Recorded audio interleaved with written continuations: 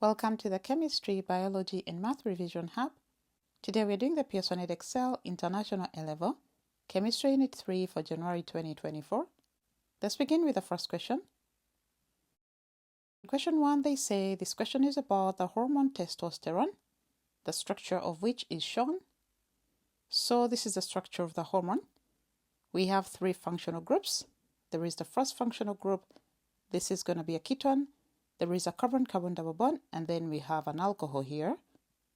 So they say give the name of each of the 3 circled functional groups. Like I already said, this is a ketone because we see 2 carbons that are adjacent, the carbonyl carbon. Here we see a carbon-carbon double bond, and this is going to be an alcohol.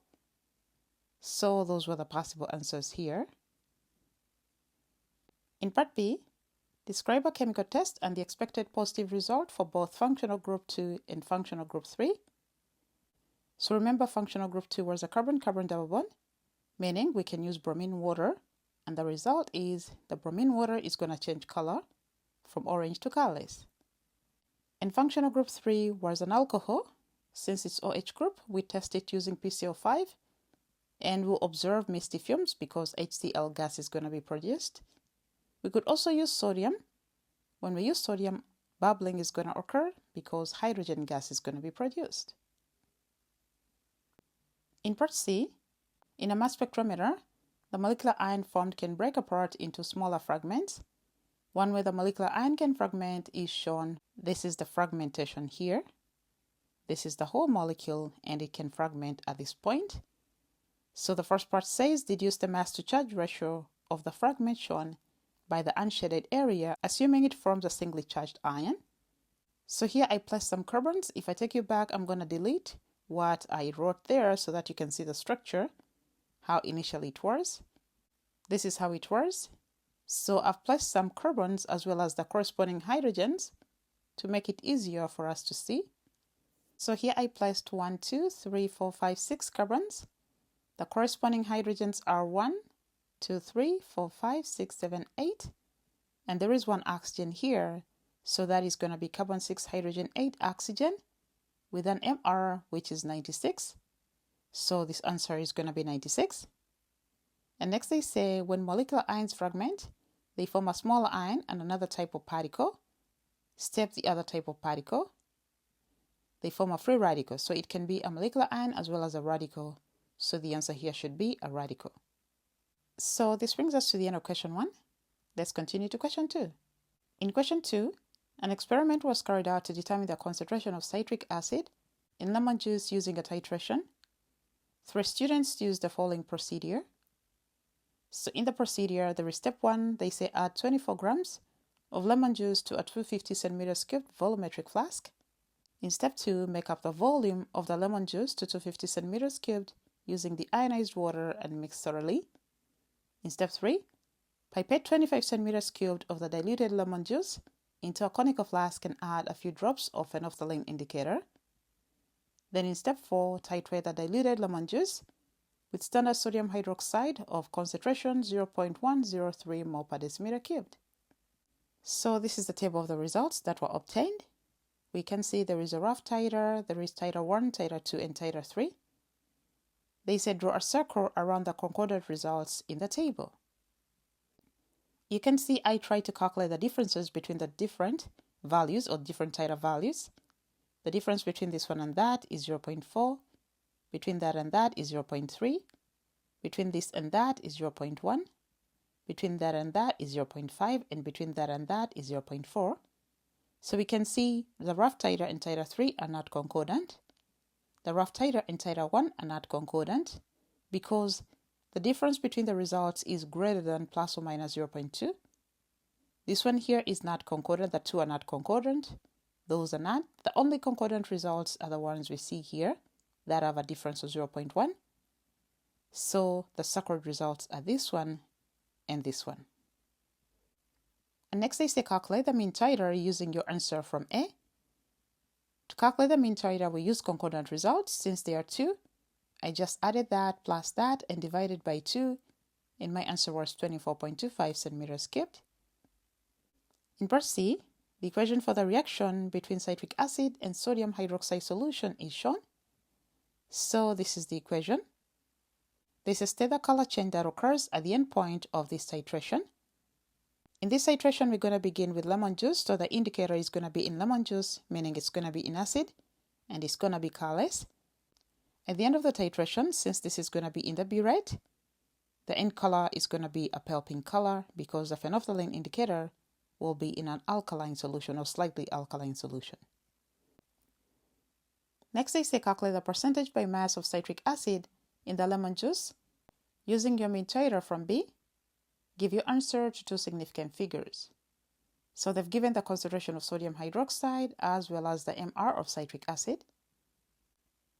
To solve this question, I first rewrote the equation for the reaction and I placed the volume of the acid that was used as well as the concentration and the volume of the sodium hydroxide. This is the titer I calculated. So since I have the components of this, I began by finding the moles of sodium hydroxide, which are the concentration times the volume. Of course, I multiplied by 10⁻³ to convert the volume from centimeters cubed to decimeters cubed. And these were the number of moles that I got. So I used the equation in order to find the moles of citric acid. Since the ratio is 1:3, the moles of citric acid are going to be 1/3 times the moles of sodium hydroxide, as we can see here. And I got 8.3259 times 10⁻⁴ mole. But these moles were in the 25 centimeters cubed of the citric acid that was used in this titration. But remember, initially, the lemon juice was diluted using a 250 centimeters cubed volumetric flask. So we have to find the number of moles of citric acid in the 250 centimeters cubed solution. This is going to be the moles in the 25 times 10, giving me that as my answer. And then the mass of the citric acid, which was in the 250 centimeters cubed, is going to be number of moles times the MR. We know the MR was given here in the question, and we know the number of moles. So multiplying that and the MR, as we see here, I got 1.59856 grams. And finally, the percentage by mass is going to be the mass of citric acid, that was in the 250, divided by the mass of the lemon juice times 100. And this gave me 6.7%. My answer was written to two significant figures as required here in the question. We can see there. In part D, suggest a possible reason why the value obtained in C is valid, even though lemon juice also contains some ascorbic and malic acid. If the value was valid, even though there are other acids, these acids could be present in a very tiny amount that they cannot change the titer value. So I say it because the amounts of ascorbic and malic acid is so low to affect the titer volume or the titer value. And in part E, two other students, B and C, also follow the procedure to find the concentration of citric acid in similar samples of lemon juice. Student B added too much deionized water in step 2. State how student B should correct this mistake. If you go back to the steps, step 2 was where the volumetric flask was filled to the 250 centimeters cubed mark.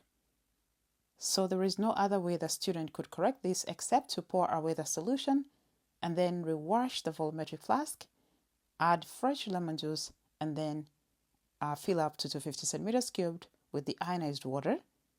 So I said they should pour away the solution in the flask, wash the flask with the ionized water, mix again with fresh orange juice. Next, they say student C used sodium hydroxide solution labeled 0.103 mole per decimeter cubed that had been made up several months ago and stored since then. Explain what effect this would have on the mean titer compared to student A. Now, if sodium hydroxide solution had been made months ago and stored, there is a chance that some water could have evaporated, making this sodium hydroxide solution more concentrated than the 0.103 mole per decimeter cubed. So that means the sodium hydroxide used by student C would be more concentrated, and therefore a lower titer value would be used to neutralize the acid that is in the orange juice mixture. So I say the mean titer is going to be lower because some water could have evaporated from the sodium hydroxide solution during storage, making its concentration higher than 0.103 mole per decimeter cubed. So this brings us to the end of question 2. Let's continue to question 3. In question 3, seaweeds absorb iodide compounds from seawater. If seaweeds are dried and heated strongly, iodine can be obtained from the ash produced. So below is the procedure for obtaining the iodine. In step 1, they say heat the dried seaweed strongly to burn off any organic material. In step 2, they say add the ash produced in step 1 to 25 centimeters cubed of the ionized water and boil for 5 minutes. Then filter off the remaining solid, collecting the colorless filtrate containing iodide ions. Add 2 centimeters cubed of dilute sulfuric acid followed by 10 centimeters cubed of 20 volume hydrogen peroxide solution. Extract the iodine formed in step 4 using cyclohexane as the solvent, and then allow the cyclohexane to evaporate to leave behind iodine crystals. In the first part, they say suggest why the iodine-containing compounds do not burn off. In step 1, they do not burn off because they are contained in ionic compounds or compounds that contain ionic bonding, or the iodine is bonded with an ionic bond, so it's harder for them to just decompose off easily with heating. So I say there is ionic bonding in the iodine-containing compounds. In part B, 20 volume hydrogen peroxide solution means that 1 decimeter cubed of the solution produces 20 decimeters cubed of oxygen gas when it decomposes completely. They say calculate the concentration of 20 volume hydrogen peroxide solution in mole per decimeter cubed. The molar gas volume at room temperature and pressure is 24 decimeters cubed per mole. So since this was carried out at room temperature and pressure, I can use the volume of oxygen produced and the molar gas volume to find the number of moles of oxygen that were produced. So this is going to be the volume of the gas, which is 20 decimeters cubed, divided by 24 decimeter cubed per mole, and I got this as the number of moles. Then I used the equation, the mole ratio is 1 to 2, so this is going to be twice, so 2 times the moles of oxygen gives us the number of moles of hydrogen peroxide. Since I have the number of moles of hydrogen peroxide and the volume, which was 1 decimeters cubed, we know that 1 decimeter cubed is going to have 1.667 moles, so the concentration is 1.67 mole per decimeter cubed. In part C, in step 4, the iodide ions in the filtrate are oxidized to form iodine. The reaction takes place under acidic conditions, and the hydrogen peroxide is reduced to form a single product, which is water. They say write half equations for each of these changes, state symbols are not required. So the oxidation of iodide ions, we can see, because they're iodide, they're going to become iodine, and 2 of them produce 1 mole of iodine. So it means each loses 1 electron, that is going to be 2 electrons here. Then for the reduction reaction, since hydrogen peroxide is going to produce only water, before we write the equation, we have to look at the oxidation states of the different components. Here hydrogen is +1, it will be +1 here as well. Oxygen -1 and -2 here. Here 2 moles of water produced because this side has 2 oxygen atoms, so we need to create 2 oxygen atoms on this side as well. So I have to put 1 electron this side to balance at first. But placing electrons here, since we are producing 2 moles of water, I have to double that, meaning 2 electrons since 2 moles of water are produced. However, there are hydrogens missing on this side. Since we have 4 this way and here just 2, I have to add 2 hydrogens here, and that is how the equation should be. And next they say write the overall equation for the reaction between iodide ions and hydrogen peroxide solution under acidic conditions. State symbols are not required. To write the overall equation, I just have to combine that and that, cancelling out the electrons. We can see they are already on opposite sides. These cancel out like that. And then hydrogen peroxide plus 2 hydrogen ions plus that gives us iodine as well as water. So this is the balanced equation. And next they say state the color of the aqueous iodine solution formed in step 4. The iodine solution is going to be a yellow solution or brown solution depending on the concentration, so any of these 2 answers would be okay. In part D, describe how to carry out step 5 using a separating funnel. To use a separating funnel, we have to mix the 2 solvents that are immiscible, one containing the iodine and the other which is going to be cyclohexane, and then we will shake to make sure they interact with each other in order to extract out as much iodine as possible from the aqueous layer and so on. So I say to a separating funnel containing cyclohexane, add the iodine solution, which is the filtrate from the previous step. Stop at the funnel, shake with inversion to allow the two layers to mix or to interact. Periodically open the tap when the funnel is inverted to release gas formed. Place the funnel upright and allow the two layers to reform. Then you remove the lower aqueous layer. The aqueous layer is going to be at the bottom because the cyclohexane has a density of 0.78, while water or the aqueous layer is going to have a density about 1 gram per centimeters cubed, so it's going to be denser and therefore at the bottom. So that is going to be the layer that is run off first, and then you could wash again in order to extract out as much iodine as possible from the aqueous layer. Next, they say the hazard symbols for cyclohexane are shown. We can see symbol 1, symbol 2, and symbol 3. They say state what is meant by symbol 3. Symbol 3 means health hazard. Next, they say give 2 safety precautions that should be taken to reduce the risk in step 5. Assume eye protection, gloves, and a laboratory coat are being worn. So here they have to work with a fume cupboard because of hazard 2 and hazard 3. And then because it's flammable, you should not use an open flame. So this brings us to the end of question 3. Let's continue to question 4. In question 4, this question is about experiments involving ethanol. Ethanol and water mix in all proportions. The percentage of ethanol by volume in ethanol-water mixtures can be found by comparing the density of the mixture to the density of ethanol-water mixtures of known compositions at a constant temperature. So in the table, we have the percentage of ethanol in the mixture, and then we have the corresponding densities. They say calculate the density of an ethanol-water mixture, sample A, 5 centimeters cubed of which has a mass of 4.75 grams. So here I'm going to use the formula density is mass over volume. We know the mass is 4.75 and the volume is 5 centimeters cubed. So the density is 0.95 grams per centimeters cubed. Next, they say plot a graph of density against the percentage of ethanol by volume. This is using the results in the table. So using those results, on the vertical axis we have the density, and on the horizontal axis we have the percentage ethanol by volume. I plotted all the points, we can see them here, based on the results we see in the table. And then I drew a curve of best fit, and again you can see it's a little bit shaky, but that's because I used an iPad. The glass is kind of slippery, but I was able to get everything right. The scale has to be chosen in an appropriate way on both axes.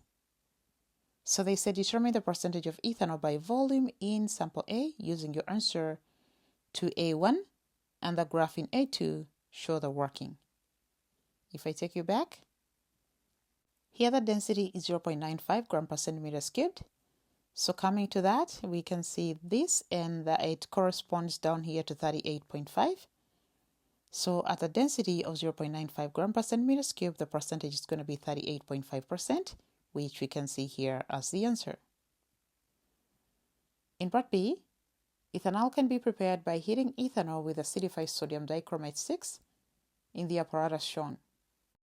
So here we can see the whole setup. This explains why the reaction mixture is heated as shown instead of heating under reflux. The aim of this setup is to collect ethanol, which is an aldehyde, from ethanol during the oxidation. But ethanol being a primary alcohol, in the presence of sodium dichromate, it can be oxidized all the way to carboxylic acid if we heat under reflux. So to prevent that, they distill in order to collect ethanol as soon as it's produced. So I said, distillation allows for ethanol to be collected immediately before it's oxidized to ethanoic acid. Next, I say explain why the water is passed through the condenser in the direction shown. The direction they're talking about is cold water comes in here and the water that has been used comes outside here. The purpose of passing water down here is to make sure water is going to saturate the whole tube before it goes out here. So there is going to be water filling the whole tube. It's going to allow for efficient cooling. And number 2, since the cool water is going to be at this point and the kind of warm water is going to be at this point, or water that has been used, this is going to prevent formation of bubbles. So I said, so that water fills all the condenser to achieve efficient cooling, introduce the formation of bubbles during the cooling process. In part C, a student determined a value for the enthalpy change of combustion of ethanol using the apparatus shown. We see the thermometer, there is a copper can calorimeter, there is water 100 centimeters cubed, and there is a spirit burner. So we've been given data like the MR of ethanol, the density, the specific capacity, which is that, the mass of the ethanol that burnt, initial temperature, as well as the final temperature. And they say calculate the energy transferred to the water. Energy transferred to the water is because of the fuel that is burning. So Q, which is the energy, is mass times the specific capacity times the delta T. Since the density of water is that, I'm going to take the volume to equal the mass. Volume here is 100 centimeters cubed, so the mass is going to be 100 grams, times the given specific capacity, times the temperature change. This gave me 15842.2 joules, which is 15.842 kilojoules. Next, they say calculate the amount of ethanol burnt in moles. Number of moles should be mass divided by the MR. The mass of ethanol is given here and the MR is there. So dividing, I got 1.413 times 10 power negative 2 mole. And next, they say calculate the enthalpy change of combustion of ethanol in kilojoules per mole using your answers in C1 and C2. They want you to give your answer to an appropriate number of significant figures. Remember, there was an increase in temperature, so this reaction is exothermic, and therefore our delta H is going to be a -1. So delta H is negative Q over N, which is negative 15.842. This is calculated previously, divided by the number of moles. And I got negative 1,120 kilojoules per mole to 3 significant figures. Remember, they say to an appropriate number of significant figures. In part D, whilst evaluating the method used in C, the student found a diagram of an alternative apparatus as shown. This is the setup of the diagram the student found. So they say give 2 reasons why this apparatus is likely to give a more accurate value for the enthalpy change of combustion. This is because everything is sealed. We can see the spirit burner is enclosed, meaning the evaporation of the fuel could be minimized. There is efficient supply of oxygen, so complete combustion can be achieved. And heat losses to the surroundings can be minimized. So I said heat loss is minimized. And due to oxygen supply, complete combustion can be achieved. Also, evaporation of the fuel can be minimized. So this brings us to the end of question 4, as well as to the end of the whole paper. Thank you for being with us. Do not forget to subscribe. See you in the next video. Bye-bye.